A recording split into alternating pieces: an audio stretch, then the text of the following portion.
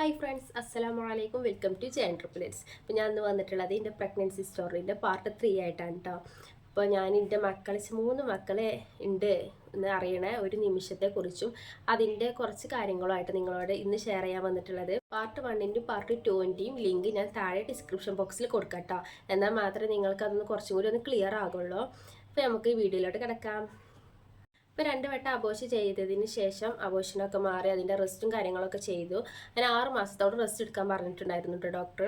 6 മാസത്തിനുള്ളിൽ അപ്പോൾ ഞങ്ങൾ ഇനി വേറെ എന്തെങ്കിലും ഇഷ്യൂ കാര്യങ്ങളുണ്ടോ എന്ന് അറിയില്ലല്ലോ. കാരണം വെച്ചാൽ 2 വട്ടം ഇതുപോലെ വളർച്ച കമ്മിയാണെന്ന് പറഞ്ഞിട്ടാണ് അബോഷനായി പോയതാണ്.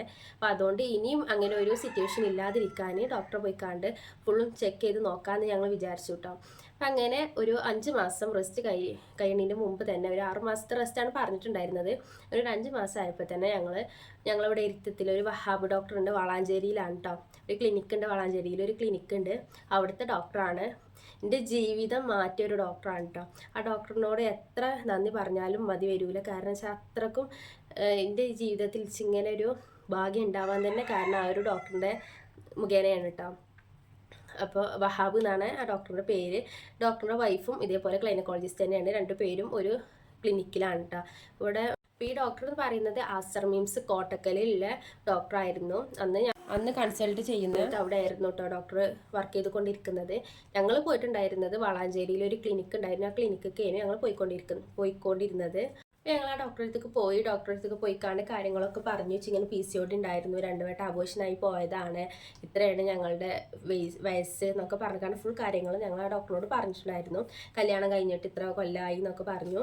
അപ്പോൾ ഡോക്ടർ കാര്യങ്ങളൊക്കെ നോക്കിയതിന് ശേഷം എന്നോട് പറഞ്ഞു വലിയ പ്രശ്നങ്ങളൊന്നും ഇല്ല എന്ന് പറഞ്ഞു. അപ്പോൾ ഞങ്ങൾ ഡോക്ടറോട് ഇങ്ങനെ ചോദിച്ചു കേട്ടോ. 2 വട്ടം അബോഷനായി പോയതാണ്, അത് വളർച്ച കമ്മി എന്നില്ല ഒരു പ്രോബ്ലം പറഞ്ഞിട്ടാണ് അത് അബോഷനായി കളഞ്ഞതും. അപ്പം ഇനി ഞങ്ങൾക്ക് 2 പേർക്ക് എന്തെങ്കിലും പ്രശ്നം ഉണ്ടായിട്ടാണോ ഇങ്ങനെ അബോട്ടായി പോകാൻ കാരണം എന്ന് ചോദിച്ചു. അപ്പോൾ ഡോക്ടർ പറഞ്ഞു അങ്ങനെ കുഴപ്പമൊന്നുമില്ല, അങ്ങനെ എന്തെങ്കിലും നിങ്ങൾക്ക് 2 പേർക്കും കുഴപ്പമുണ്ടെന്നുണ്ടെങ്കിൽ കൺസീവ് ആകൂലേനു. 2 പേർക്കും ഒരു കുഴപ്പമില്ലാത്തതുകൊണ്ടാണ് കൺസീവ് ആയത് കേട്ടോ എന്ന് പറഞ്ഞു. അപ്പോൾ നമുക്ക് പിന്നെ കുറച്ച് സമാധാനമായി. നമ്മൾ ഡോക്ടർ പറഞ്ഞു മെഡിസിൻ കഴിച്ചാവുന്ന മാറാവുന്ന പ്രശ്നം കൂടി ഉള്ളൂ എന്ന് പറഞ്ഞു കേട്ടോ. അങ്ങനെ ഇരിക്കാൻ ഞങ്ങളോട് ഡോക്ടർ എല്ലാ കാര്യങ്ങളൊക്കെ പറഞ്ഞു, മെഡിസിനും എഴുതി തന്നു. ഒരു 15 ദിവസത്തിന് മെഡിസിനെ ഉള്ളതിന് കേട്ടോ. ആകെ 15 ദിവസമാണ് എനിക്കും തന്നിട്ടുണ്ടായിരുന്നു, കാക്കൂനും തന്നിട്ടുണ്ടായിരുന്നു. അത് ഹോർമോണിൻ്റെ മെഡിസിനായിരുന്നു കേട്ടോ. അതിൻ്റെ പേരും ഡീറ്റെയിൽസും ഒന്നും വെച്ചറിഞ്ഞൂടാ, ഓർമ്മയില്ല. ഞാൻ 2 കൊല്ലമായില്ലേ. അപ്പോൾ ഓർമ്മയില്ല. ഞാൻ എവിടെന്നെങ്കിലും തപ്പിപ്പിടിച്ച് കിട്ടുകയാണെന്നുണ്ടെങ്കിൽ ഇതിൻ്റെ സൈഡിൽ എവിടെയെങ്കിലും കൊടുക്കാട്ടെ, കിട്ടുകയാണെന്നുണ്ടെങ്കിൽ 15 ദിവസത്തിന് മെഡിസിനാണ് ഡോക്ടർ തന്നിട്ടുണ്ടായിരുന്നത്. അതിൻ്റെ ഇടയിൽ എപ്പോൾ വേണമെങ്കിലും കൺസീവ് ആവാമെന്നും ഡോക്ടർ പറഞ്ഞിട്ടുണ്ടായിരുന്നു കേട്ടോ. പിന്നെ അതുപോലെ തന്നെ പറഞ്ഞിട്ടുണ്ടായിരുന്നത് കിവി ആണ് ഫ്രൂട്ടില്ലേ, അത് കഴിക്കാൻ പറഞ്ഞിട്ടുണ്ടായിരുന്നു. അതുപോലെ തന്നെ മാക്സിമം പുറത്തുനിന്നുള്ള ഫുഡ് ഐറ്റംസ് കുറക്കാൻ, അതുപോലെ തന്നെ നല്ല ഹെൽത്തി ആയിട്ടുള്ള ഫുഡ് ഐറ്റംസ് കഴിക്കാൻ, അതിൽ പാല്, അതുപോലെ നേന്ത്രപ്പഴം, പിന്നെ കിവി, അങ്ങനെ അത്യാവശ്യം കിവി നല്ലോണം കഴിക്കാൻ പറഞ്ഞിട്ടുണ്ടായിരുന്നു കേട്ടോ. ഏറ്റവും ബെസ്റ്റ് ഫുഡാണ് കിവി എന്ന് പറയുന്നത്. അപ്പോൾ പ്രഗ്നൻ്റ് ആവാത്തവരുണ്ടെന്നുണ്ടെങ്കിൽ കിവി നല്ലോണം കഴിക്കണം എന്നാണ് എനിക്ക് പറയാനുള്ളത് കേട്ടോ. എന്നുവെച്ചാൽ കിവി കഴിക്കാനാണ് ഞങ്ങളോട് ഡോക്ടർ പറഞ്ഞിട്ടുണ്ടായിരുന്നത്. ഞാനും കാക്കും അത്യാവശ്യം നല്ലോണം കിവി അന്ന് കഴിച്ചിട്ടുണ്ടായിരുന്നു. അങ്ങനെ 15 ദിവസത്തിന് മെഡിസിനും തന്നു, ഇതുപോലെ ഹെൽത്തി ആയിട്ടുള്ള ഫുഡ് കഴിക്കാനും പറഞ്ഞു. ഞങ്ങൾ അതിനനുസരിച്ച് ഹെൽത്തി ആയിട്ടുള്ള ഫുഡും കാര്യങ്ങളും ഞാനും കാക്കും നല്ലോണം കിവി കഴിച്ചിട്ടുണ്ടായിരുന്നു. അങ്ങനെ കിവിയും മെഡിസിനും ഒക്കെ കഴിച്ചുകൊണ്ടിരിക്കുന്ന ടൈമിലാണ് പീരിയഡ്സ് ലേറ്റ് ആയത്.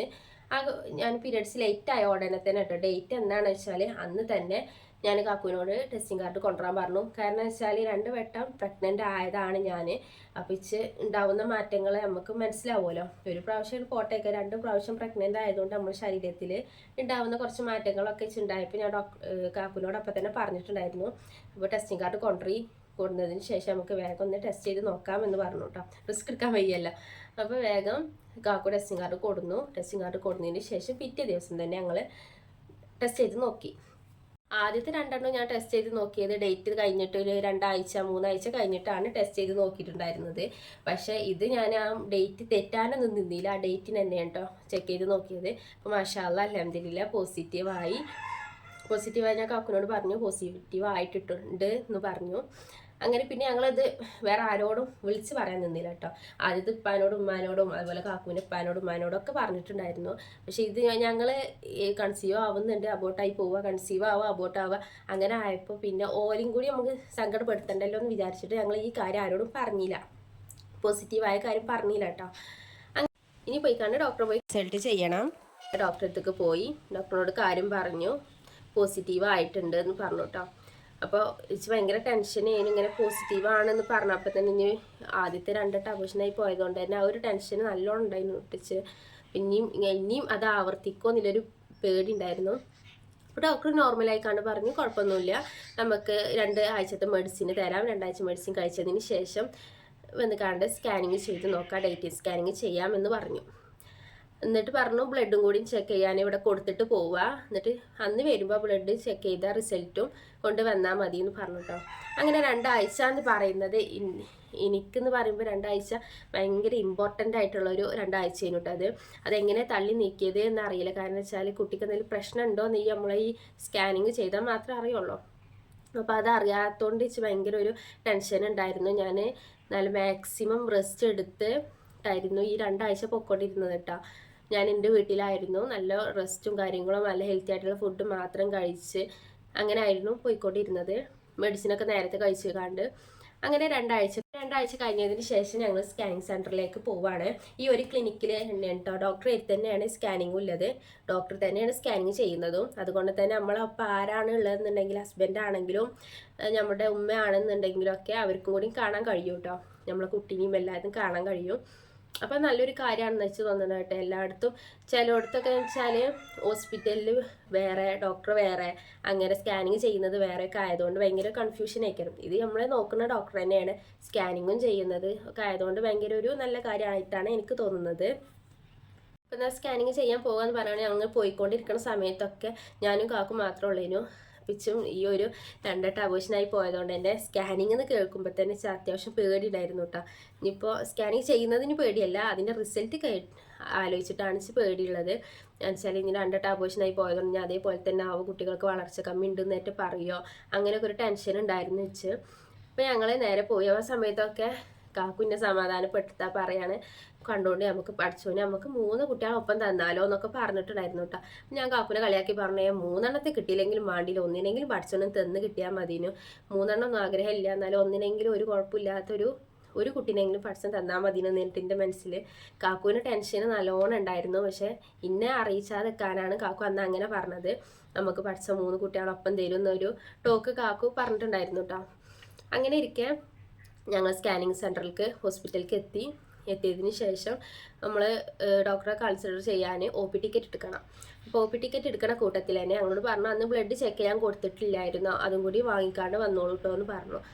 അങ്ങനെ അപ്പോൾ അവിടെ അടുത്ത് തന്നെയാണ് ഈ ലാബ് എന്ന് പറയുന്നതും, ഡോക്ടറിൻ്റെ ആ ഒരു പരിധിൻ്റെ ഉള്ളിൽ തന്നെയാണ് കേട്ടോ. അപ്പോൾ ലാബിലേക്ക് പോയതിന് ശേഷം ആ ഒരു ബ്ലഡ് ചെക്ക് ചെയ്ത് റിസൾട്ട് ഞങ്ങൾക്ക് തന്നു. എന്നിട്ട് അവിടെ വെയിറ്റ് ചെയ്യാൻ പറഞ്ഞു. അത്യാവശ്യം നല്ല തിരക്കിലൊരു ഡോക്ടറാണ് ഈ വഹാബ് ഡോക്ടർ എന്ന് പറയുന്നത്. അപ്പോൾ ഞങ്ങൾക്ക് റിസൾട്ട് കയ്യിൽ തന്നു. ഞങ്ങൾ OP ടിക്കറ്റൊക്കെ എടുത്തതിന് ശേഷം വെയിറ്റ് ചെയ്ത് നിൽക്കുകയാണ്, ഡോക്ടറെ കാണാൻ വെയിറ്റ് ചെയ്ത് നിൽക്കുന്ന ആ ഒരു ടൈമിൽ ഞാൻ വെറുതെ ജസ്റ്റ് ഒന്ന് റിസൾട്ട് നോക്കിയതാണ്. അപ്പോൾ റിസൾട്ട് നോക്കിയപ്പോൾ ബാക്കിയൊക്കെ നോർമലാണ്, പക്ഷേ HCG ഹോർമോൺ ആണ്, ഹോർമോൺ ഉണ്ട്, പ്രഗ്നൻ്റ് ആകുന്ന ലേഡീസിന് ഉണ്ടാകുന്ന ഒരു ഹോർമോണാണ് കേട്ടോ. അപ്പോൾ HCG ഹോർമോൺ ഭയങ്കര ഹൈ ആയിട്ട് നിൽക്കുന്നുണ്ട്. ഹൈ എന്ന് പറയുകയാണെന്നുണ്ടെങ്കിൽ ഒരു സാധാരണ ഒരു പ്രഗ്നൻ്റ് ലേഡിക്ക് എന്ന് പറഞ്ഞാൽ അത് HCG ഹോർമോണിൻ്റെ അളവ് 10,000-ൻ്റെ ഉള്ളിലൊക്കെ ആയിട്ടായിരിക്കും വരിക.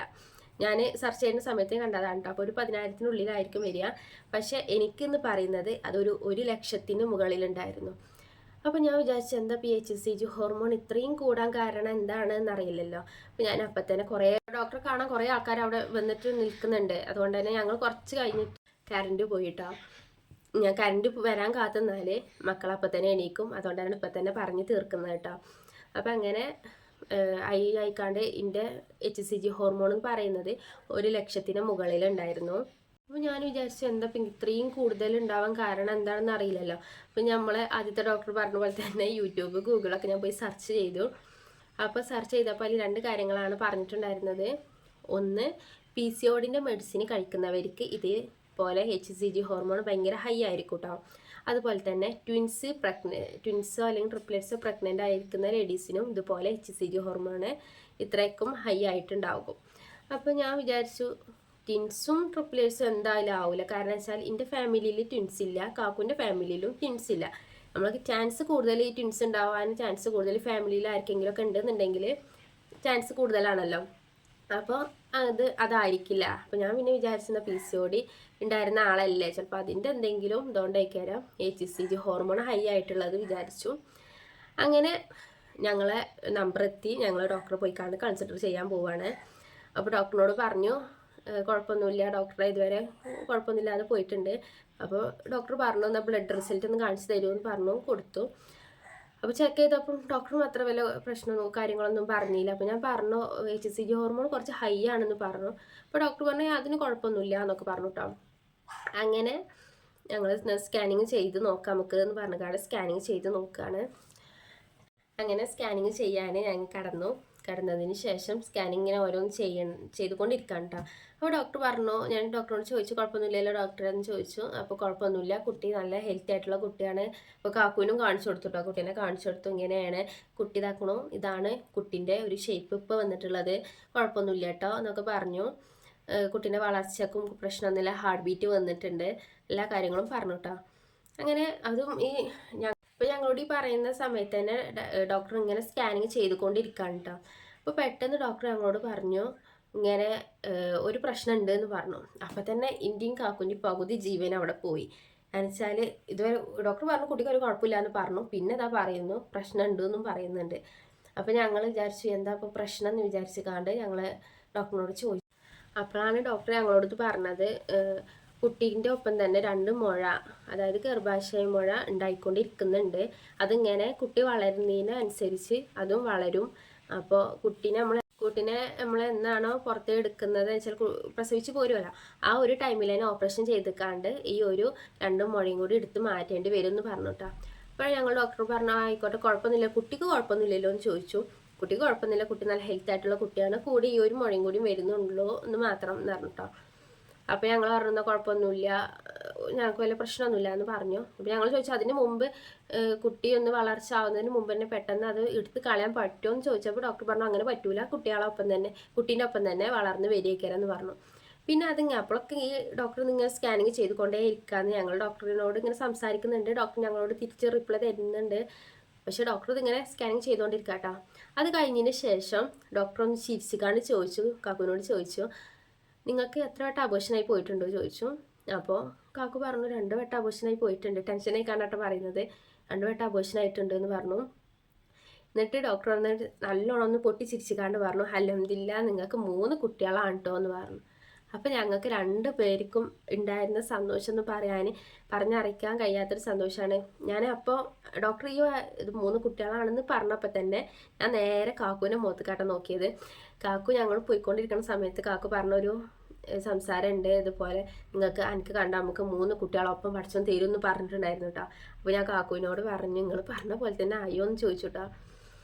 അങ്ങനെ ഡോക്ടർ പറഞ്ഞു 3 കുട്ടികളാണ്, 3 ആളതാണ് ഈ 2. അപ്പോൾ ഞാൻ ചോദിച്ചു, അപ്പം പിന്നെ നമുക്ക് സംശയമാണല്ലോ.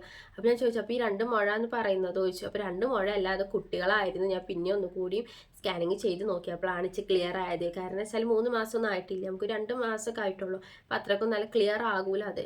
അപ്പോൾ അതിനനുസരിച്ച് ഡോക്ടർ പറഞ്ഞു അപ്പച്ചി മനസ്സിലായിട്ടില്ല, പക്ഷെ ഇപ്പോൾ ചെക്ക് ചെയ്തപ്പോഴാണ് മനസ്സിലായത് 3 കുട്ടികളാണ്. എന്നിട്ട് പിന്നെ ഒരു റിസൾട്ടിൻ്റെ എഴുത്ത് തന്നെ ഞങ്ങൾക്ക് ഇങ്ങനെ വരച്ച് തന്നിട്ട് ഇങ്ങനെയാണ് കുട്ടികളെ പൊസിഷൻ എന്നൊക്കെ പറഞ്ഞിട്ടാണ് വരച്ച് തന്നിട്ടുണ്ടായിരുന്നു.